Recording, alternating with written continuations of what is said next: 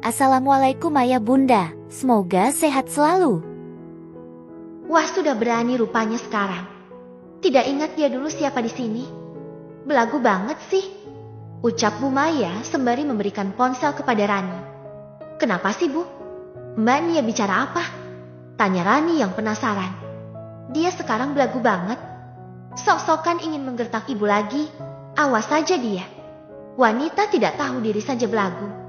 Nanti jika dia tahu Ilham sudah kaya mau nangis darah pun tidak akan ibu maafkan. Jawab Bu Maya yang membuat Rani masih tidak paham. Rani mengernyitkan dahinya penuh tanya. Kamu tahu tadi sewaktu ibu meminta uang dari penjualan mobil. Dia sudah berani menghina Ilham, katanya tidak ada uang Ilham sepeser pun dalam pembelian mobil tersebut. Jadi Ilham tidak ada hak untuk meminta jatah uang penjualan mobil. Lalu tadi dia bicara katanya Ilham masih ada hak untuk memberi nafkah Risa. Siapa suruh Risa ikut dengannya ya, biar tahu rasa dia yang menafkahi Risa sendiri. Lanjut Bu Maya menceritakan tentang apa yang Nia bicarakan tadi. Wah, kok bisa dia bicara seperti itu? Apa sekarang dia sudah merasa lelah jika menafkahi Risa sendiri? Belagu banget sih sok-sokan minta cerai dengan Mas Ilham. Sekarang dia tahu sendiri akibatnya. Nanti bicaralah dengan Mas Ilham Bu. Jangan biarkan Mas Ilham memberikan uang nafkah ke Risa. Kan ibu tahu sendiri bahwa Risa sekarang tinggal bersama Mbak Nia ya, biarkan saja Mbak Nia yang mengurusnya sendirian.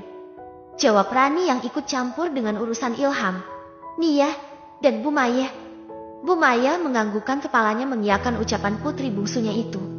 Lagian jati manusia kok serakah sekali. Hidupnya sudah enak masih saja ingin memperalat Ilham. Aku doakan semoga tidak berkah hidupnya. Ucap Bu Maya yang geram dan masih kesal mendengar ucapan Nia di telepon tadi. Rani yang mendengar cerita dari sang ibu pun juga merasakan hal yang sama. Dia gondok dengan tingkah sang mantan iparnya itu. Ting! Rani menoleh ke arah ponselnya saat mendengar notifikasi pesan masuk di ponselnya. Nanti aku jemput, ada temanku yang sedang mengadakan pesta. Aku harap kamu mau ikut denganku. Isi pesan tersebut yang tentu saja dari pacar Rani. Jangan jemput aku di rumah Dion. Tunggu aku di samping gang nanti. Aku akan meminta bantuan Lala untuk menjemputku agar orang rumah tahu jika aku keluar dengan Lala. Jawab Rani dengan cepat. Dia hanya tidak ingin Dion tahu kondisi rumahnya. Selama dia pacaran dengan lelaki bernama Dion ini, dia sama sekali tidak berani menunjukkan rumahnya. Oke, balas Dion dengan singkat. Rani menghela nafasnya lega karena Dion mau diajak kompromi. Seandainya Dion tidak mau, dia tidak tahu lagi harus beralasan apa. Karena memang selama mereka pacaran Dion selalu bertanya tentang di mana alamat rumah Rani dan selalu mendapatkan jawaban penuh dengan alasan dari Rani. Kamu kenapa Ren? Tanya Bu Maya yang heran melihat Rani menghela nafas. Oh tidak Bu, ini tadi ada pesan dari Lala. Katanya ingin melakukan kerja kelompok. Nanti dia akan menjemputku kemari. Tidak apa-apa kan Bu? Tanya Rani kepada Bu Maya yang diangguki oleh Bu Maya. Dan oh iya, seperti biasanya jika nanti aku pulang kemalaman, aku ingin menginap saja di rumah Lala. Lanjut Rani yang lagi-lagi diangguki oleh Bu Maya. Bu Maya dan kedua kakak Rani tidak ada yang curiga dengan pergaulan Rani di luar sana. Karena memang Rani yang selalu meminta izin terlebih dahulu sebelum dirinya pergi. Padahal Rani meminta izin pun dengan kebohongan. Kalau begitu aku ke kamar dahulu ya Bu, jangan lupa nanti jika Mas Ilham sampai di rumah. Ibu harus berbicara kepadanya agar dia tidak memberikan hak nafkah kepada Risa. Ibu harus mengajari Mas Ilham lebih tegas lagi menjadi seorang laki-laki. Ucap Rani sebelum dia pergi ke kamarnya. Bu Maya melangkahkan kakinya keluar rumah. Dia duduk di teras sembari menunggu Ilham dan Randa pulang. Bu Maya mengomel dengan sendirinya, dia masih marah karena ucapan Nia yang menurutnya sudah berani membantah. Dasar kacang lupa kulitnya. Dahulu siapa yang mau menampungnya di sini? Setelah menjadi kaya raya sekarang malah tidak ada rasa terima kasihnya sama sekali. Malah dengan entengnya mengancam keluargaku dan apalagi mau memperalat Ilham. Kupastikan dia tidak akan bisa melakukan itu. Gumam Bu Maya sendirian. Di sisi lain Randa dan Ilham yang sedang pergi ke dokter kandungan pun merasa lega dengan hasil pemeriksaan Randa yang baik-baik saja. Setelah mendengar penuturan dari dokter, Randa dan Ilham pun berpamitan untuk segera pergi. Mas mampir beli makanan dahulu ya. Tapi kita makannya di taman saja. Aku ingin berudaan denganmu. Ucap Randa mengajak Ilham sebelum mereka beranjak keluar dari area rumah sakit. Ilham menganggukkan kepalanya mengiyakan ucapan sang istri. Ilham mengendarai mobil Randa menuju ke street food yang dekat dengan taman. Sesampainya di sana Randa yang antusias pun segera berjalan keluar dari mobil dan berlari kecil menuju ke tukang penjual jajanan. Randa memilih beberapa jajanan dan minuman yang dia inginkan. Sedangkan Ilham hanya menelan salivanya dengan susah karena bingung ingin membayar jajanan Randa dengan apa. Randa yang tahu bahwa Ilham tidak akan mampu membayarnya pun dia memilih membayar sendiri. Menghiraukan rasa malu Ilham di hadapan penjualnya. Jika kamu mau, kamu beli saja sendiri makanan yang kamu inginkan. Aku tidak mau jika makananku diminta olehmu. Ucap Randa sembari memberikan uang sebesar 50.000 kepada Ilham. Ilham menerimanya dan mengangguk jan kepalanya. Dia celingukan mencari makanan yang dia inginkan. Setelah melihat makanan yang menurutnya menggiurkan Ilham dengan segera melangkah mendekati ke penjual tersebut. Dia memesan makanan dan tidak lupa minuman untuknya. Setelah menunggu beberapa menit pesanan Ilham sudah jadi, dengan segera dia melangkah pergi ke tempat Randa tadi. Dilihatnya Randa yang dengan senang mengantri beberapa jajanan yang belum selesai. Randa menoleh ke arah Ilham yang sedang berjalan mendekat ke arahnya. "Sudah?" tanya Randa kepada Ilham. Ilham mengangguk dan mengangkat tentang plastik di hadapan Randa. "Mana?" tanya Randa sembari mengadahkan tangannya. Ilham hanya mengernyitkan dahinya tidak paham maksud ucapan Randa. "Aku cuma beli satu makanan dan satu minuman tadi. Aku tidak membelikanmu. Aku takut jika kamu tidak menyukainya," ucap Ilham kepada Randa. Randa berdecak di hadapan Ilham. "Bukan makanannya, tapi uang kembaliannya," ucap Randa yang membuat Ilham terdiam dan melirik ke beberapa orang yang sedang berbisik-bisik di sampingnya. Kok yang memberi uang jajan istrinya bukan suaminya? Suami macam apa dia? Malah meminta ke istrinya. Sika tidak tahu malu sekali laki-laki kok minta perempuannya. Kalau aku jadi perempuannya sudah tidak sudi aku dinikahi cowok seperti dia. Tidak bermodal sekali. Bisik-bisik beberapa orang yang sempat didengar oleh Ilham. "Jangan di sini ya sayang. Nanti saja di sana ya," ucap Ilham memohon kepada Randa karena dia merasa malu. "Buruan sekarang inginku buat bayar makanannya," jawab Randa yang tidak peduli dengan ucapan Ilham. Mau tidak mau Ilham akhirnya memberikan uang kembalian tersebut kepada Randa dengan perasaan malu. Ilham dan Randa duduk di bawah pohon besar yang berada di taman. Randa yang menikmati makanannya dan Ilham yang tidak mood dengan makanan yang dia beli. "Kamu kenapa? Kok seperti tidak mood gitu?" tanya Randa yang melihat raut wajah Ilham. Ilham menoleh ke arah Randa dengan senyuman terpaksa sembari menggelengkan kepalanya. Randa yang tidak peduli pun tetap menikmati makanannya. Tidak usah pedulikan ucapan orang lain. Toh apa yang mereka ucapkan itu kenyataannya bukan? Lanjut Randa yang membuat Ilham semakin menahan amarahnya.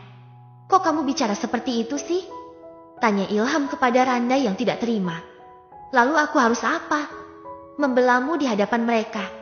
Mereka orang banyak mas, tidak mungkin jika aku memarahi mereka satu-satu, lagian mereka juga sudah dewasa, mereka bisa menilai apa yang mereka lihat. Kalaupun kita menyangkalnya yang ada malah sama saja mempermalukan diri kita sendiri," jawab Randa dengan santai. Ilham mengepalkan tangannya diam-diam. Dia tidak menyangka bahwa Randa akan berbicara seperti itu. "Tapi kan kamu tahu sendiri, jika kita sedang menunggu ayahmu dan itu 1 minggu lagi," jawab Ilham yang masih merasa tidak terima. Randa menoleh dengan kesal ke arah Ilham. "Jadi kamu hanya mengandalkan apa yang diberikan oleh ayahku? Apa sebenarnya tujuanmu menikahiku?" tanya Randa dengan tatapan yang mengintimidasi. Ilham yang gelagapan pun bingung ingin menjawab apa. "Kamu menikahiku itu tidak membawa apa-apa mas. Ingat hal itu. Jadi jika niatmu menikahiku hanya untuk sekedar mengambil harta ayahku, jangan pernah berpikir jika itu akan berhasil," ucap Randa memberi peringatan kepada Ilham yang membuat Ilham terdiam telak. Ting! Bunyi notifikasi ponsel milik Ilham yang membuat Ilham dengan segera mengambil ponselnya. Randa tidak memperdulikan Ilham yang sedang membaca pesan di ponselnya. "Bro, hutangmu yang beberapa hari lalu bisa tidak jika aku memintanya? Ini sudah jatuh tempo. Jika tidak bisa cash, setidaknya kau cicil lah." Ilham membaca pesan dari seorang teman yang dia pinjami uangnya untuk membeli mahar ketika menikahi Randa. Ilham memejamkan matanya. Dia lupa jika dia sudah berjanji untuk segera membayarnya dan saat ini sudah jatuh tempo. Uang dari mana Ilham dapatkan, pikirnya dengan penuh tanda tanya. Beri aku beberapa waktu lagi ya bro, balasan Ilham meminta memperpanjang waktu. Aku kasih waktu kamu 2 minggu lagi. Jika tidak kau bayar juga maka akan aku bawa masalah ini ke ranah hukum. Aku juga membutuhkan uang itu. Jangan segampangnya kau berhutang sedangkan waktu membayar kau belibet, balas teman Ilham tersebut. Ilham tidak ingin membalasnya lagi, dia hanya membacanya saja lalu dengan segera memasukkan ponselnya ke dalam saku bajunya lagi. Ilham sedikit melamun memikirkan bagaimana caranya dia mendapatkan uang sebanyak itu dalam waktu 2 minggu saja. Sedangkan Randa dia tidak peduli dengan apa yang terjadi kepada Ilham. Dia hanya menikmati makanan dan minuman yang dia beli tadi dengan santai. Ilham melirik ke arah Randa. Dia ingin sekali membicarakan hal ini dengan Randa, tapi dia tidak ingin membuat situasi antara dirinya dan Randa semakin panas. Beberapa menit setelah Randa menghabiskan makanannya, kini mereka memutuskan untuk segera pulang. Ilham membukakan pintu mobil untuk Randa, lalu berjalan menuju ke kursi pengemudi. Tidak ada obrolan sama sekali di antara mereka berdua. Ilham hanya fokus dengan menyetirnya dan Randa yang fokus bermain ponselnya. Kamu sedang apa sih dari tadi kau fokus ke ponsel terus? Tanya Ilham memulai pembicaraan mereka sembari melirik ke arah Randa. Randa menggelengkan kepalanya untuk merespon ucapan Ilham. Aku hanya membaca chat grup sekolah saja. Dan banyak sekali temanku yang pamer barang yang dibelikan oleh suaminya. Hanya aku saja yang belum memamerkannya. Ucap Randa yang membuat Ilham sedikit merasa tersindir. Ya kamu sabar dong.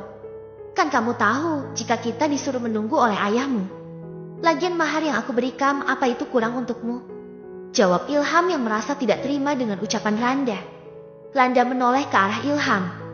Mas, temanku yang dinikahi oleh suaminya dengan mahar yang sama sepertimu itu bukan cuma aku saja. Bahkan banyak dari mereka yang suaminya memberi mahar berupa saham sebuah perusahaan. Masa iya aku hanya meminta emas dan surat tanah saja aku sudah koar-koar, ya malulah sama yang diberikan lebih dari itu oleh suami mereka. Ucap Randa yang membuat Ilham sedikit terkejut. Ilham memang belum begitu tahu bagaimana pergaulan Randa selama mereka berpacaran. Dia baru saja mengetahuinya dan itu berhasil membuat dirinya terkejut. Ya tapi kamu harus sadar juga dong sayang. Jika kita belum bisa seperti mereka, berarti kita disuruh sabar untuk berproses.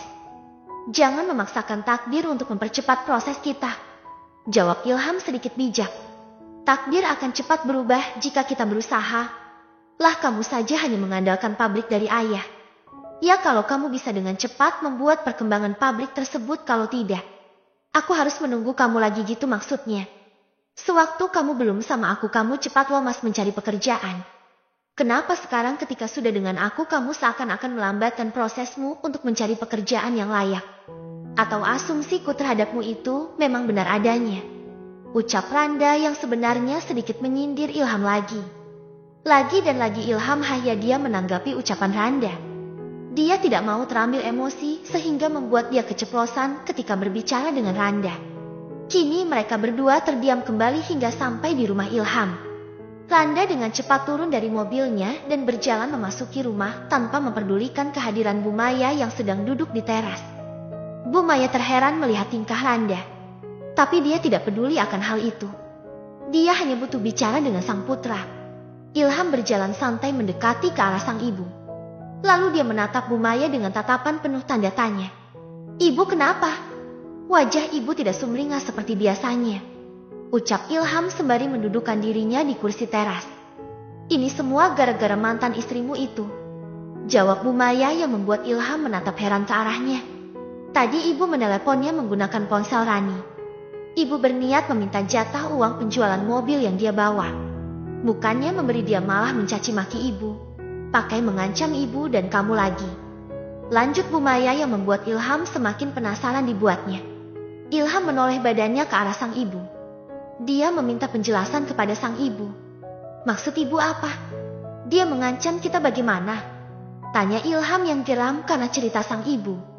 Iya, dia tidak memberikan uang kepadamu, tapi dia malah mengancam ibu jika terus-menerus meminta uang kepadanya. Dia akan melaporkan ibu atas tuduhan pemerasan. Dan dia juga akan meminta hak nafkah Risa kepadamu. Jawab Bu Maya yang membuat Ilham terdiam tidak tahu harus berbicara apa. Jetinia menginginkan aku untuk menafkahi Risa. Tanya Ilham memastikan ucapan sang ibu. Dan hal tersebut diangguki oleh Bu Maya. Kamu jangan pernah sekalipun memberikan uang kepada Risa. Dia sudah tahu jika kamu akan mengelola pabrik milik Pak Abdul.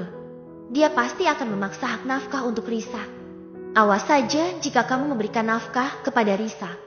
Kamu harus tegas. Jangan mau jika kamu diperalat oleh Nia dengan alasan Risa. Ucap Bu Maya yang memberi peringatan kepada Ilham. Ilham tidak menanggapi ucapan sang ibu. Dia menghelas nafas dalam-dalam lalu menyandarkan tubuhnya di sandaran kursi. Banyak masalah yang terjadi pada hari ini. Mulai dari masalahnya dengan Randa, temannya yang menagih hutang, dan sekarang mendapatkan kabar jika Nia ingin meminta hak nafkah untuk Risa. Bersambung.